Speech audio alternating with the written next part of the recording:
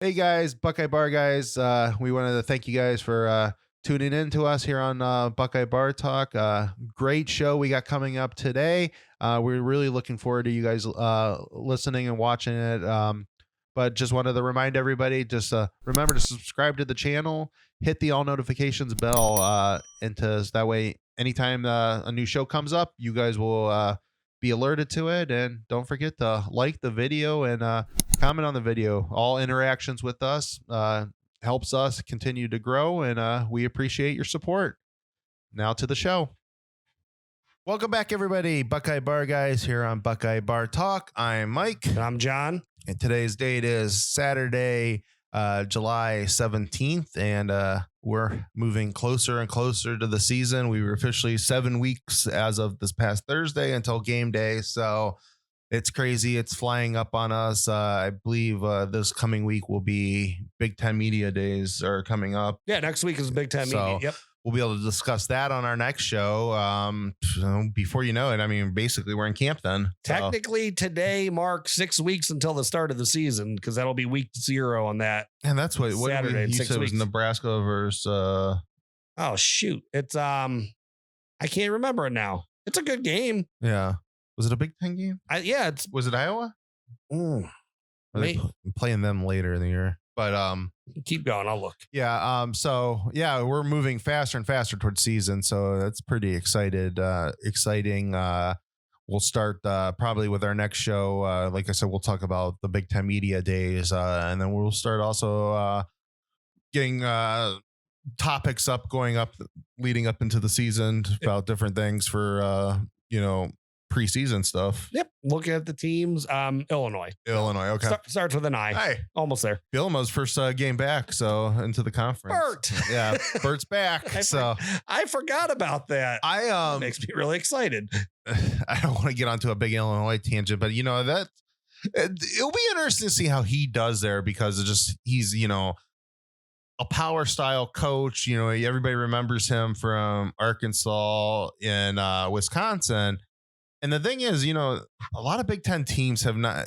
There's different style of football down in the SEC where maybe some of that stuff just does not work. I want to crush you, and not be able to throw the ball at all.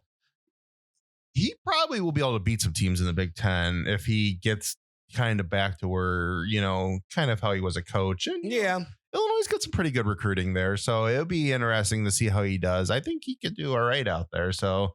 Out in the West, so I think the West. I mean, I know Wisconsin's your team, and Northwestern is shown like Pat Fitzgerald keeps them towards the top, just because the West is kind of just like everyone loses, and I'm 1 or 2 games, so you're always kind of still in it in the West. But I think the West is usually pretty open, and I mean, why not? Why not Bielema at Illinois? Yeah, it actually is. It seems like even though Wisconsin's been in the championship game for how many times, it's been a championship game, that it does seem like the West is a lot more wide open than the East, where I think a lot of people thought that because the quote unquote 3 best teams in the conference were all going to be in the East, that it was going to be such a slugfest in the East, and it's really not been. So, no, we can all thank Urban Meyer and Ryan Day's recruiting for that. Yeah.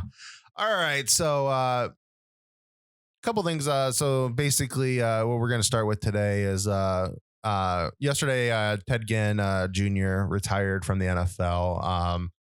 And we just kind of wanted to talk just a little bit about that. We were very much watching Ohio State football during Ted Ginn's era. Yeah. We were both in college. These were, big time, watching Buckeye football for us, where, now, Saturdays are still, when you get into adult life, we're still glued to the TV every day. But there's always other things going on in life. And, when you're in college, it's just like, it was just like, oh yeah, it was college football Saturday. As much as we try to glue ourselves to the TVs for, all time slots on Saturdays, it just seems like, your attention span, just because of other things going on, just doesn't stay glued. But college football Saturdays while you were in college were pretty incredible. That it was just like nonstop watching football, and then you go out at the end of the night. So Right. Exactly. but Ted Ginn Jr. 14 seasons in the NFL, and if you would have told me, and I mean, I was always a big Ted Ginn Jr. fan, but just being honest, if you would have told me, and when he left after the 06 season that, hey, this guy is going to play 14 seasons in the NFL, I'd be like, no, he's not going to play 14 seasons in the NFL. He might get to a second contract. Yeah. I think he's a good player. It's just, I didn't think he had, you need more than just being just the fastest guy on earth to be a big time NFL receiver. And to be fair, Ohio State never ran. I mean, it's only really recently where you think about like complex routes and stuff like that. Ohio State was never a big time back trestle, even through urban thing. They never really ran a lot of really superior routing formation, like routes and stuff like that. It was always like, you're fast, just you run. Right. And you'd have exceptional receivers like Santonio Holmes that he could do it. He was a great route runner, but they didn't necessarily always ask them to. Yeah, they were never challenged to the point. Even Gonzo, who could run routes really well, but I mean, he wasn't really challenged to where he could probably, and that might even made his NFL career better if he would have been challenged more along those lines. It was just that I never expected Ted Ginn to stay 14 years in the NFL, but the dude was able to play, and that's not a fluke. You can't be just a one-trick pony and survive 14 years in the NFL. So. Well, and that's the thing. That's not even like what you were saying about, the speed. And I think it goes beyond, that though. It's not just like, well, you can't be a one-trick pony and last that long. You don't play 14 years in the NFL like that. No, that's a hell of an accomplishment. Oh yeah. And well, I mean, it's still the average length of a career in the NFL is still 3.5 seasons. I mean, they bring you in and wash you out really quickly normally in the NFL. And it's, it's the guys that can, I mean, it's always said once you get to your second contract, and if you can get to your third contract, which obviously he did, and then he started, once you get through your third contract, then at least then there's always those teams will sign you. And then it's like those guys linger on because, somebody will bring you in for a season here, a season there. And that's where a lot of those guys then start, going team to team. But I mean, it's still money. It's still money. I mean, you're still getting paid for what you do. So he made a lot of money playing football in the NFL, which means he was successful enough. And, I saw, we were talking about before the show and that there was a couple guys on Twitter here and there. Oh, he's soft. He was never, a top level. 14 years in the NFL. Obviously, in the minds of NFL GMs and head coaches, he was pretty damn good. He was good enough to be on their teams, right? And it wasn't even that he played. It wasn't like he was the fifth or sixth receiver that maybe got in a couple plays a game. I mean, a lot of these teams, he was the second or third receiver, and he started. And right. And I mean, I think he had something like 40 career touchdowns, close to. So couple returns in there. I think a couple running touchdowns, 30 something receiving touchdowns. So, I mean, yeah, he wasn't Randy Moss. He wasn't, T.O. or any of those guys, but played a long time. And when you think about guys that are like relevant receivers playing for 14 years, I mean, those are like top end, upper echelon guys, your Randy Mosses, your T.O.s, your Larry Fitzgeralds. Like, yeah, maybe he was never like in the, the front page like those guys were, but still he played significant minutes or significant snaps for a span of 14 years. So, yeah. And I think maybe last year was more like he was a free agent most of the time. I don't know how much he actually he played or where he played, but yeah, I mean, hell of a career. Yeah.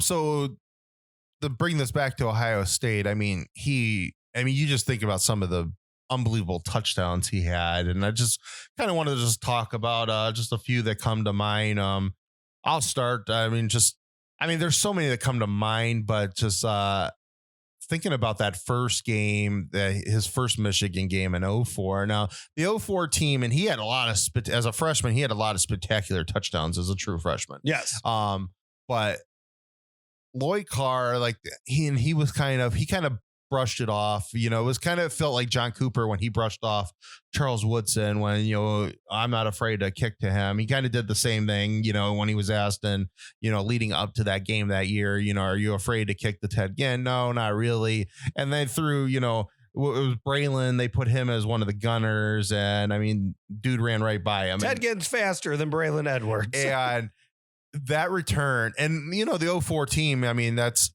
Jim Tressel's second worst team out of his entire coaching career. Yeah. And so, Michigan was extremely favorited to win that game. They just, and that's early. I mean, they already locked up the Rose Bowl. Yeah, they had already won the Big Ten. They, they were going to go tie Jim Tressel 2 games apiece, against Tressel. He won the first 2. They won 03, and everybody expected them to win 04. They had the better team on the field and all that stuff. And it's just, I felt like going into that game, I'm like, man, if Ohio State could play, just not get down early. I mean, they have a lot of, Troy came in late in that season, and then he was starting to get it going. And he started getting going. And then, so again, they end up that punt, and he goes to the sideline, and I believe it was the Michigan sideline. Yeah. It was the Michigan sideline. Because there's a famous shot of him in front of like the entire Michigan like quarterback room running by them. They all look so sad. Yeah. So he runs right by Braylon. I mean, Braylon completely whiffs on him, and he just right down the sideline. Nobody had angles, and usually, and it wasn't anything special. You dance and dance and dance, and a lot of times then you'll find one of your openings. Or, I mean, the dude just went, I'm going right to that sideline, and I'm going to beat everybody up the sideline. Yeah. And nobody could have an angle on him at all for Michigan. And I mean, it was just the first thing that came to just my mind. Just, I don't know if it's even my favorite touchdown, but it's just the first one I always think of. Oh yeah, absolutely. I mean, that's a big one. Man, there's so many. So the one that sticks out to me in his career is it'll end up being the 2006 Fiesta Bowl, but the 2005 season against Notre Dame. He has a reverse. Yeah. And we were talking about this yesterday. I mean, I'm pretty sure, I think someone gets some penetration in the backfield. So I think he even has to take the reverse further back than what they would like, because I think that, like it's someone's penetrating back there. But and this was so impressive with him. As long as his feet were moving, I mean, that guy was the fastest thing I had ever seen in pads. Yeah. Like anytime he touched the ball, and you say this about guys, but realistically, anytime he touched the ball, he could have got a touchdown. Yeah. And so he's running to the sideline, but he completely beats all the Notre Dame guys to the sideline. He turns it up and he beats all of them to the end zone. And it was just like the most, I don't think I've ever seen someone run a reverse like that quickly, that he just outsprinted everybody, the 40 yards or whatever he had to get to the sideline, and then cut it upfield like he did. Yeah. And we're not talking about this guy right this second, but like Terrell Pryor, you always said about Terrell Pryor, if he was running in a straight line, like watch out, like how fast he was. Ted Ginn could do that though, straight line, or he could do that sideline to sideline. Everything. And it was just crazy. Anytime he got the ball, it felt like a kickoff return or a punt return. That he had great vision around the field, and he had the speed to match with it, which is not, that's hard to be able to change. And he made guys miss, but it wasn't like dancing around and going back. And, he was just, he ran straight to the lane. He would beat the teams before they could close up that gap. Yeah. It was just crazy. Yeah. We were talking about this one earlier. He had the 3 touchdowns he had against Michigan State when he was a freshman. True freshman. And he scores 3 touchdowns on 3 different types of plays. A pass, a return, and a reverse. Yeah. And he wasn't touched on any of them. Like that's and the pass, if you don't remember, it's a slant, and he just needs about 1 step off the line of scrimmage, and it wins the game. Yeah, that was a crazy one. The other, you think about Fiesta Bowl where he has that big, the big touchdown right at the beginning of the game where, it's a great play call, not a simple, it's a simple route, but they put Santonio Holmes on the inside of him, and they just do a little, I can't remember if he comes in or if it's an out route, and that just for Holmes, that just froze the corner that was on Ginn just the second, and any second that you get froze, Ted Ginn Jr., that's 10, 15 yards. And he got right behind him, and, Troy Smith, the laser arm. We always joke that, me and you've joked that Ted Ginn was always the one guy he couldn't overthrow. Oh, absolutely. That was like one guy that it was just impossible for Troy to overthrow because Troy had such a big arm. But I mean, I remember some Ted of the Ginn was so fast. The spectacular catches that Santonio Holmes had over his career, where he had to dive to make the catch because they were a little overthrown. And you never forget where it was always like, he was always right there. And but that was a pretty wild one. Probably one of the most memorable ones, though, also, and ends up sucking, is the kickoff return against Florida. I mean, it sucks because they lose the game, but it is fitting. Last time he touched the ball was a kickoff return touchdown for Ohio State. Because that's just how dangerous he always was. And and it's like, the thing is like, oh, it wasn't so much like, oh man, can Ted Ginn, take this kick to the house? It's like, you're almost disappointed that he didn't get a touchdown every time he touched the ball in a return. I mean, it just, he could do it. Like, it wasn't like something crazy like, oh, if everything goes right, we can get a touchdown. Like, we've been waiting how long now for a return touchdown. And it's like, if you went a couple games without Ted Ginn either taking a kickoff or a punt return to the house, it was like, what the hell's wrong with him? Yeah. And is he not feeling well? Like, Another one that comes to mind was just real quick, the bowl game, the Alamo Bowl against Oklahoma State. Now, he did everything in that one too. Troy Smith suspended for the game, and Zwick has a busted leg. So literally, that every time Justin Zwick's in the game, he's throwing the ball, and every time Ted Ginn he played quarterback, and every time he's in the game, they're running the ball, and it still didn't matter. I think he had a rushing touchdown. Yeah, he was running all over him. I don't really remember that game in 2004. And Zwick had a good game too, but it was like the most basic strategy in the world, and it worked. Well, I mean, we've seen that for Ohio State many times where, they were just so much better than the team across from them that they don't have to go crazy and they can still beat them. Yeah. All right. So, I mean, anything else you thinking of again? I mean, it's just real quick. And I just thought of this. So top 3 like human highlight reels on that you've personally watched for Ohio State. So who are 3 guys that, you always held your breath for, you always thought, anytime they touch the ball, they could be taking this to the house. Just most exciting guys that you were excited to see watch because you knew they could do crazy things. I'll probably say again, Pryor and Braxton.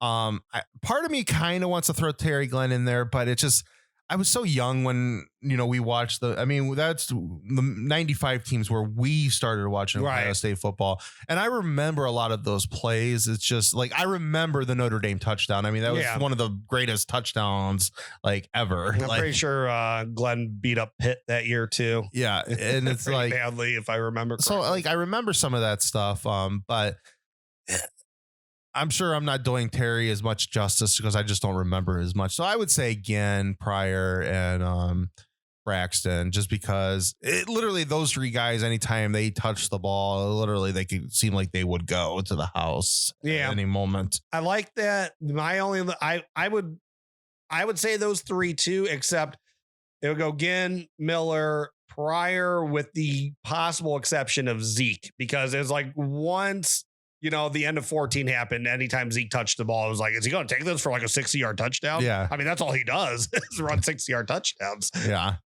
Zeke's a good one. Thinking about Zeke too a little bit. I mean, you can throw guys like Paris Campbell in that thing too. That's true.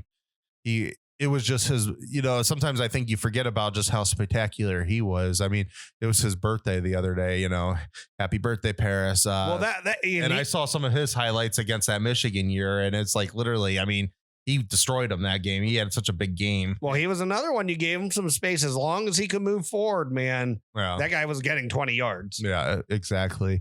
No, but Ted Ginn, he was just Ted Ginn. I mean, sometimes you think about when you think about just how different football has become, like, would this guy translate into modern college, into this college football? And I think he's just somewhere, he would be the Percy Harvin before there was ever a Percy Harvin. I mean, literally, and he was bigger than Percy Harvin. Right. I think he was. I mean, he seemed bigger. I don't know. Maybe not, but maybe not like bulk. I mean, he's definitely taller than Percy Harvin. But he was pretty bulky, but he can. He wasn't a small receiver. He wasn't like when you think of like those super fast receivers. Like I was just for whatever reason you think that they're skinny and fragile, and not him. And it's just he was not always, yeah.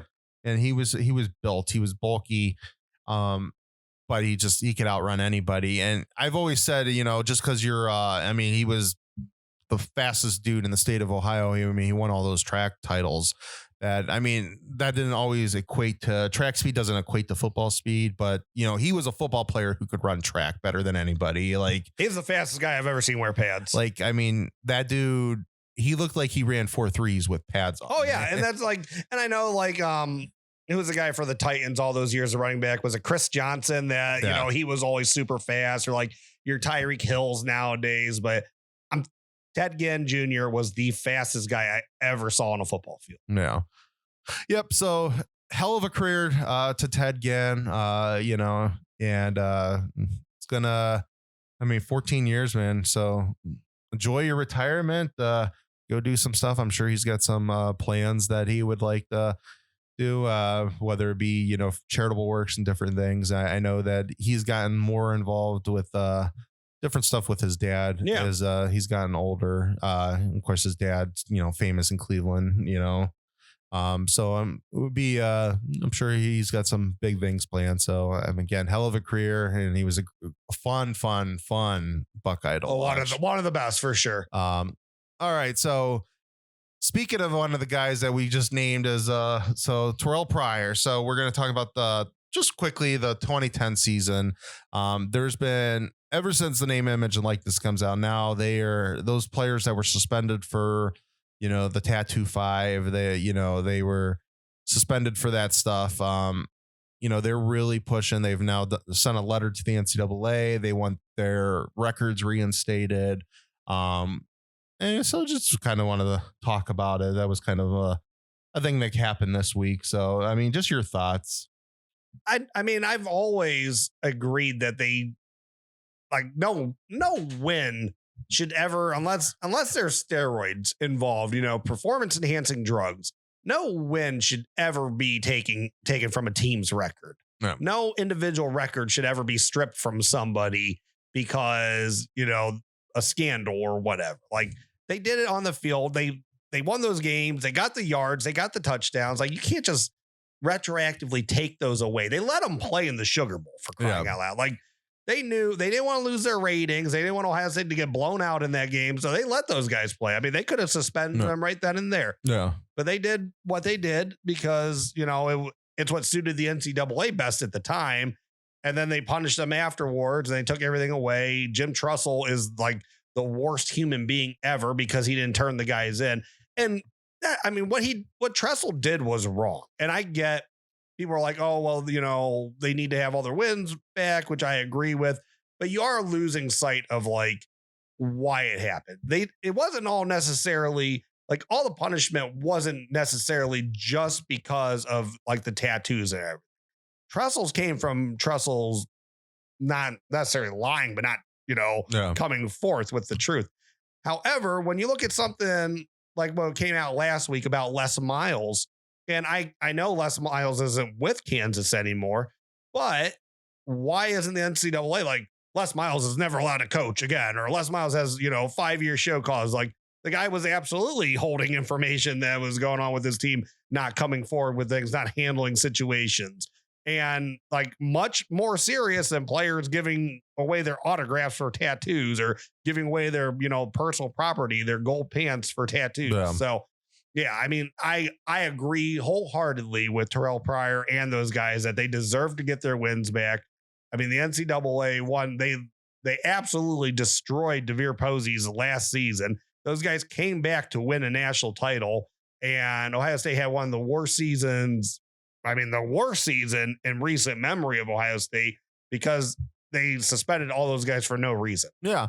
It's always been like the one thing I've always said that, why I felt like I thought the 2012 bowl ban was ridiculous, that And I know a lot of people said, well, they should have took a self-imposed bowl ban in 11. And I agree with that. I felt like I said that before. I mean, just in our general conversations, I said that even before the 2011 season started, when you knew all those guys were suspended and Jim Tressel was in your head coach, and where I'm like, they should just self-impose a bowl ban this year, put themselves on probation. I mean, but basically they had a bowl ban. I mean, they might have made the Gator Bowl, but I mean, you literally lost one game the season before, and all those guys are coming back. You have, arguably one of the best quarterbacks in America, one of the best receivers in America. I mean, Boom Herron is a good a very good running back. Mike Adams is a good left tackle. Yeah, you have one of the best left tackles in America. Solomon Thomas, he was an emerging defensive end. I mean, he got the game-winning interception against Arkansas. And now you don't have like Cam Hayward. I mean, he's gone. Yeah, you have some guys gone, but you still have Tressel back. He had a good recruiting class coming into that season. So, they have Braxton and that group coming in, and Shazier and Devin Smith. And, they're arguably a top 5 team in the country, where they're no longer a top 5 team in the country once all that happens. So, like, the fact that you take away a season from them, a bowl from them in 2012, when you basically took a bowl away from them in 2011 because they were a national championship contender. You did your damage. I mean, you made it almost impossible for Jim Tressel to find another head coaching job. And he was, as you said, he was the catalyst for everything for, of why it ended up being such a more serious offense than it ended up being, and playing, when you talk about, the NCAA let them play in the Sugar Bowl. And, that's correct. A little devil's advocate on that one is that, Tressel's lie that if the NCAA didn't know how serious it was, that it happened a lot earlier. Yeah. And that those guys played that whole season when, in reality, they should have. I mean, at that point, all the NCAA knew that it like just happened, and that was kind of like a negotiated thing that, and that, all right, we'll let them play in the bowl game, but they're taking their suspensions next year. I mean, if they knew about it earlier when it actually happened, then those guys would have been suspended a lot earlier. And but it was just, I've always said, and I know the NCAA is they're supposed to look at they're the rules. It's about the rules. And, when you think about the old times of, SMU and what the U did in the late 80s and early 90s, I mean, there's a reason why a lot of that stuff is in place, the rules. But the rules to a point always got ridiculous. And not everything's black and white. And, and even in laws, there's exceptions and different things of why there's justifications for stuff to happen. And I always thought that the NCAA, they try to make everything way too black and white. And I mean, Tiger Woods got in trouble once for accepting a hot dog from Arnold Palmer. Right. And, to me, I don't care. Like, or maybe autographs, maybe there's some issue there because especially if they're wearing their Ohio State jersey, okay, you can argue that if they're signing a pitcher, but if they're just signing a napkin or whatever, who cares? And then your gold pants, your championship rings, those are actually your property. Right. So, I mean, I don't care if the university gave it to you or not. That's, if they traded it out maybe for, or gave them tickets to a game, okay, maybe that's an understandable argument, but they literally gave away. They have so many gold pants piling up that, and I know a lot of the former players got so upset, but beating Michigan for a lot of those older players was, it didn't happen all the time. Those were good Michigan teams that they played. Right. And, they got to a point where being Michigan's second literally nature. Every year I have 4 of them. So if I can, okay, that's a free tattoo. I'll give up one. Right. And like, I mean, what the hell? The guys can't sell them for money because, you can't do that with the NCAA. I mean, hell, why don't let them sell them for money and then they can buy their own tattoos? Yeah. But that's, and it's just, to me, that stuff was stupid. It came from the university. So if they sell their stereo or, a CD player or whatever, that's okay. I mean, that's just my thing is they were punished enough. Everybody got punished enough in that. Terrell Pryor had to go become a supplemental draft pick because of that. I'm not saying Terrell Pryor would have been a first round draft pick, but he probably would have after a good season, because that's still, you don't have quite the advanced like scouting as you even do right now in the NFL. And maybe even in today's NFL, with like Lamar Jackson's out there, and Lamar is definitely a better thrower than Terrell Pryor. So I'm not trying to say he's not, but maybe there is a room for Terrell Pryor as a starting quarterback in today's NFL. But back then, I think he definitely, he might have been able to get himself in the first round draft pick. Yeah. He could have won a Heisman for sure. And then when you think about that, just the ridiculousness that, Roger Goodell ends up and that was suspending him for 5 games or 4 games, whatever. Okay, I mean, again, he didn't do anything illegal, and he didn't break any NFL rules. Yeah, so I mean, and that's a different topic. I mean, the NCAA has no control over what the NFL decides to do. That was just. Yeah, that one was maybe even more egregious, and as crazy as that is, because we're talking about an entire season being erased from Ohio State. I mean, the fact that I got to show this young kid, and I got to uphold his punishment he's getting out of, like that was absolute bullshit. Excuse me. That was usually that was like the day where I really, I didn't really have an opinion on Roger Goodell until that moment. And that was like, I'm like, I don't like this dude. Well, I mean, that's just like, that was so over the top. Like, I'm going to show him he can't just run away from his college suspension. He's going to have it here. Like, he didn't do anything to break any NFL rules. No. So, no, I think we're both on the same page. They deserve their wins. Like, the university, I don't care if they were played with ineligible players or not. They won those games. And like, you're right. You're exactly right. Unless they're purposely, doing something like steroids or something that could really performancely cause a difference in the game, or, stuff with gambling where they're, exactly. I would understand stuff like that.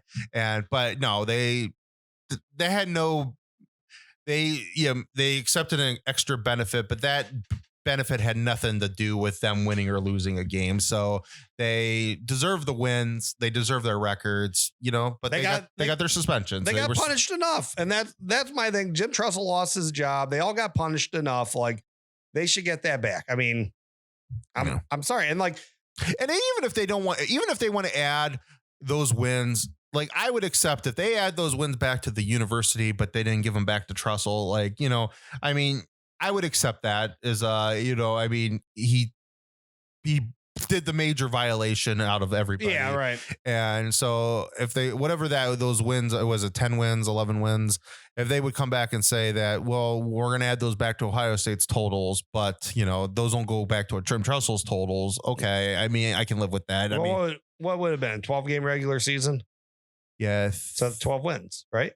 Yeah, I think so. Because they would have went 11-1 in the regular season. Yeah, because they're on to a 12 game regular season by then. Yeah, so it's 12 games. They lose one and they win the Sugar Bowl. So there's no Big Ten title yet.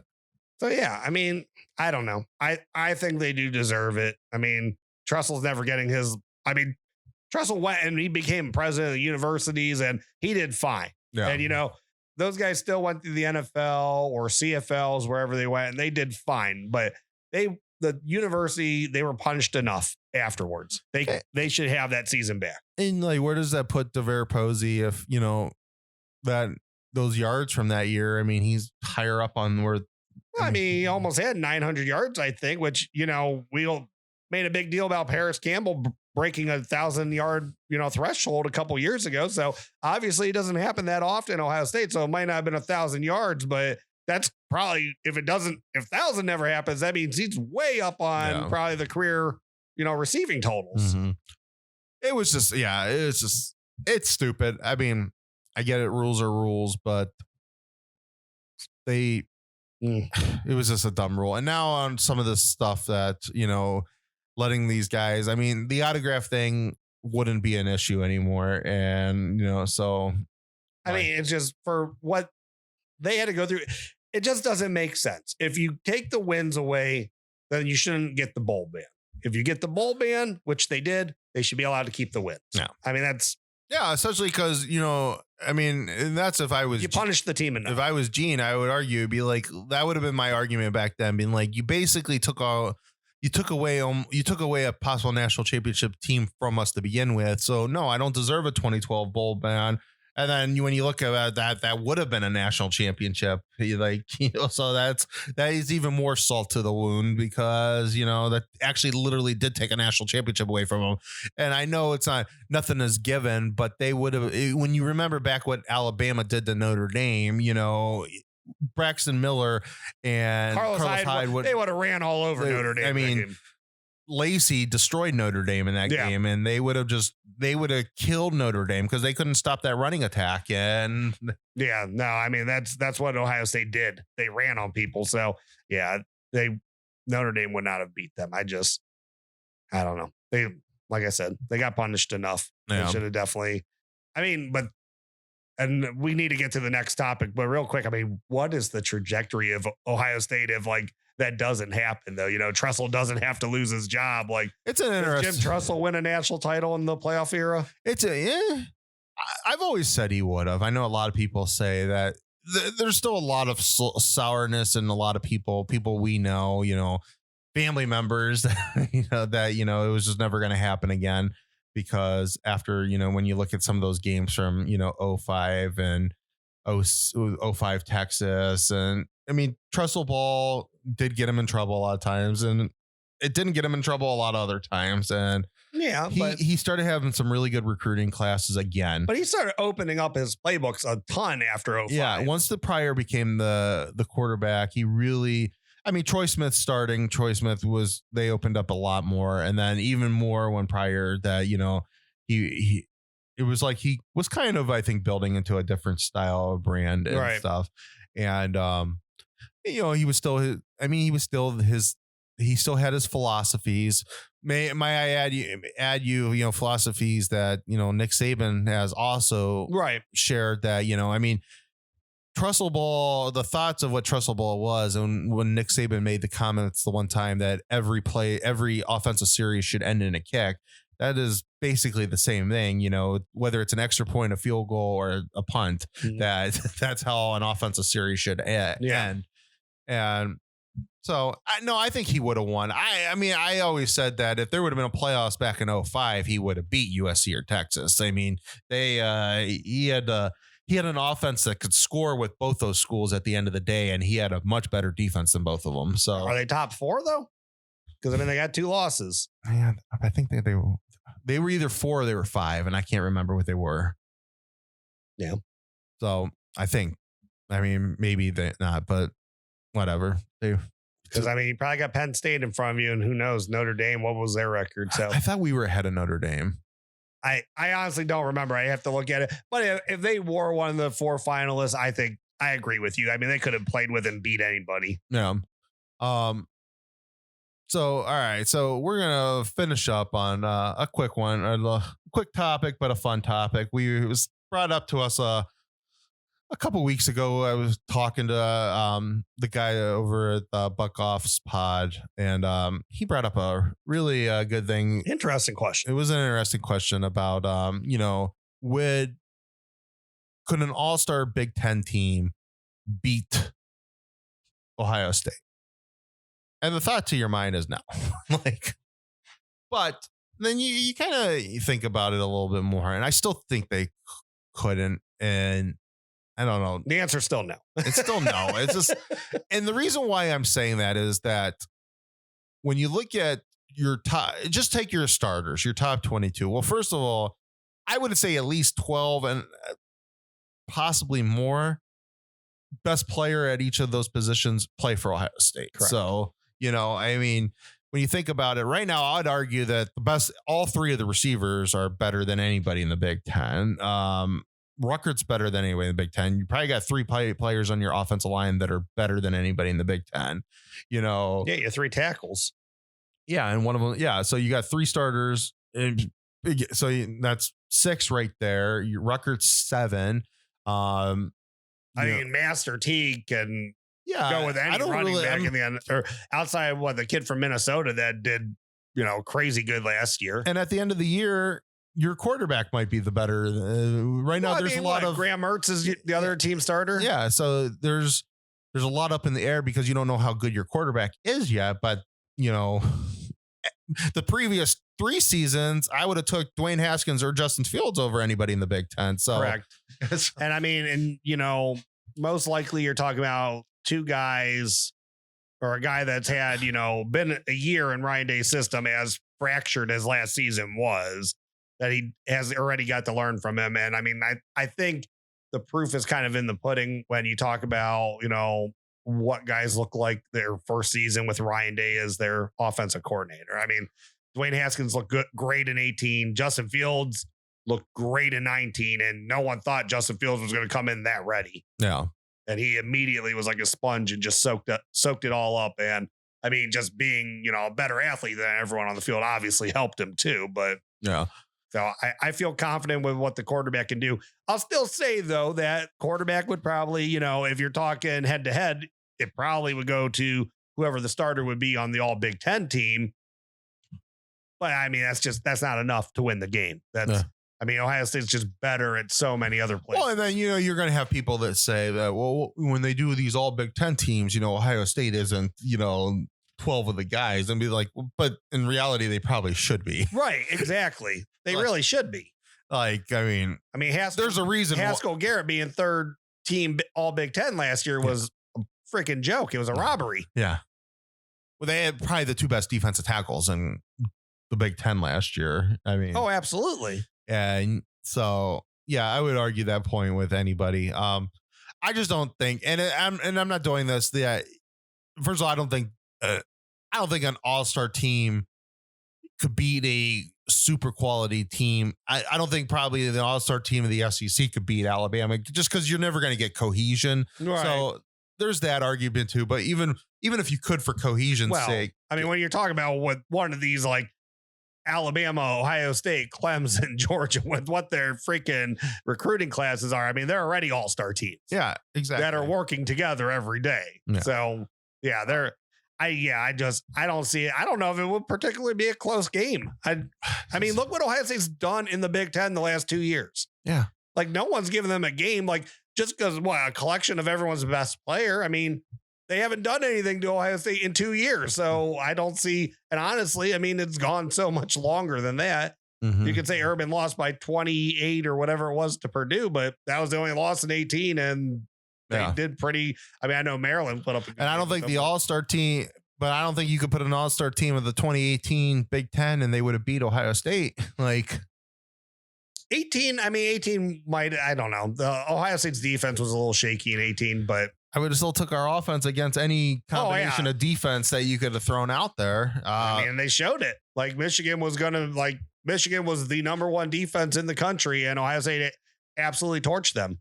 I mean, since Urban Meyer's been the head coach, when you just think of quarterbacks, and right now this is the most unknown, but I would have definitely taken Braxton Miller as my start over any Big Ten starting quarterback. Mm-hmm. You know, that JT's first year 14, I probably would have took whoever the Big Ten quarterback was. But after that, after what JT did that year, it's hard to say that after that, he's not the best Big Ten quarterback.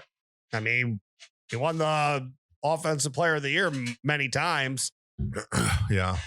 So I don't know. I just thought it's an interesting question. I don't think Ohio State would lose. I don't know if it's particularly that close. I don't think so. And I mean, I know there's good players out there. It might be different if it's a different conference. I don't know, but it's just. Oh yeah, I'm sure maybe an SEC all team could, beat Ohio State, but they've just been so dominant within the conference that. And then when you look at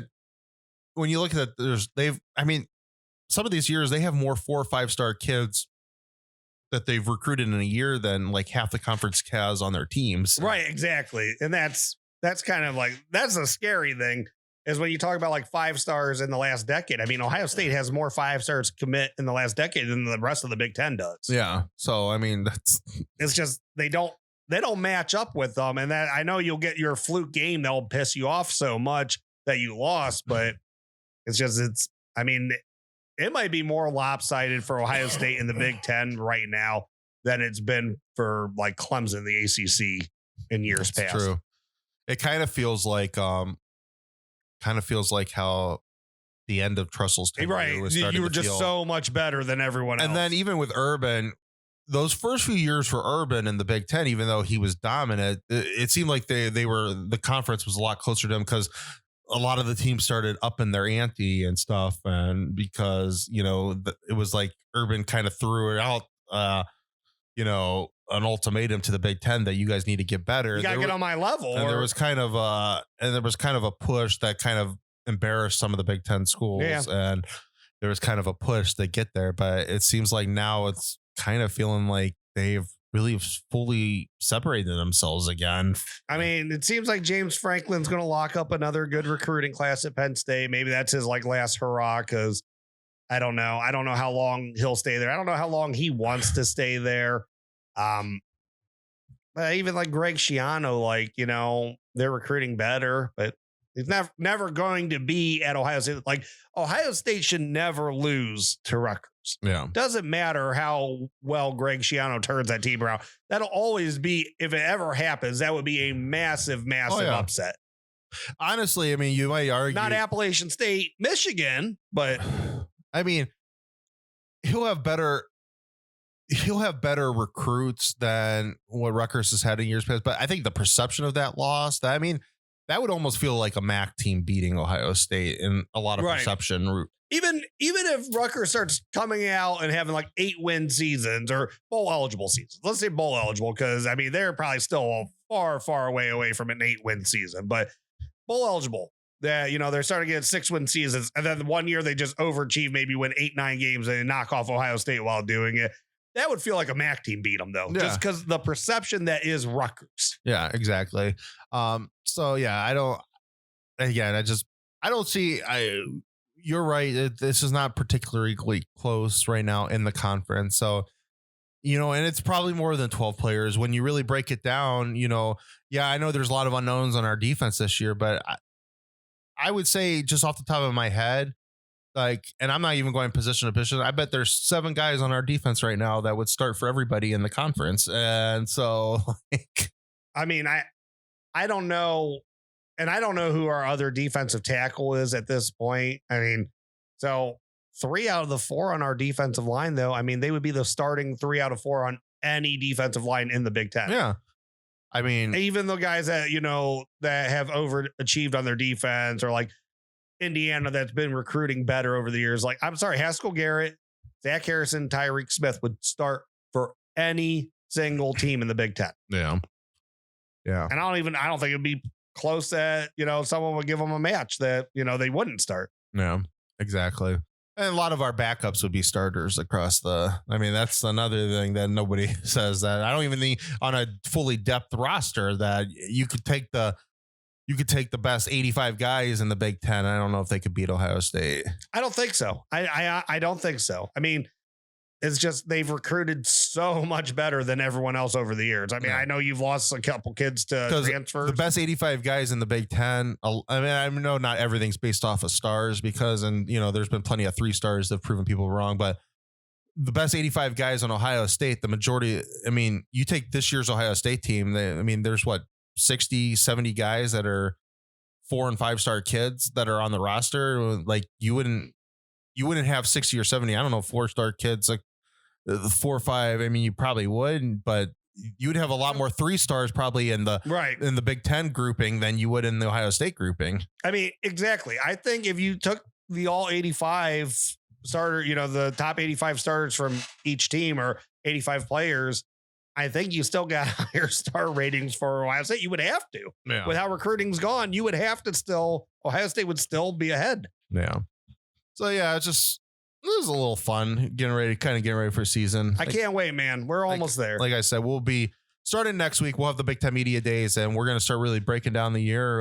We'll get some big topics for each episode, and then we will have our Minnesota episode before you know it, because it's game. Yeah, it'll be here before we know it, man. It's flying up. All right. We're done. So. All right. Well, thank you everyone for coming out today to the Buckeye Bar. I'm John. And I'm Mike. OH. I-O. Thank you for tuning in to this week's Buckeye Bar Guys on Buckeye Bar Talk. Don't forget to subscribe to the channel. Hit that all notifications bell so you see when new content is added. And please remember to like and share so we can grow our audience. Don't be afraid to comment. We want to know what you're thinking, and we want to know what content to add for you guys. OH. IO.